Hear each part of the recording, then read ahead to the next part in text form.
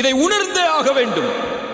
அல்லதி خلقல் மௌத வல் ஹயாத லியப்லுவக்கும் அய்யுக்கும் அஹ்ஸனு அமலா. அல்லாஹ் வாழ்வையும் மரணத்தையும் படைத்ததன் நோக்கமே உங்களை சோதிப்பதற்காகத்தான்.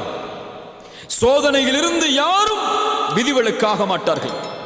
பாவிகள் மட்டும் தான் இந்த உலகத்தில் சோதிக்கப்படுவார்கள் என்றால் நபிமார்கள் ஏன் சோதிக்கப்பட்டார்கள்?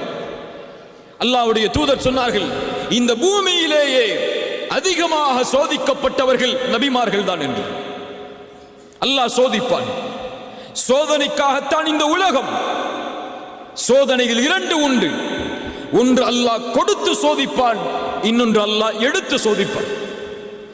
அல்லாஹ்வுடைய விதியை பொறுத்தவரை கொடுப்பதும் சோதனைதான், எடுப்பதும் சோதனைதான். சொல்லுங்கள், அல்லாஹ்வுடைய விதியை பொறுத்தவரை கொடுப்பதும் சோதனைதான், எடுப்பதும்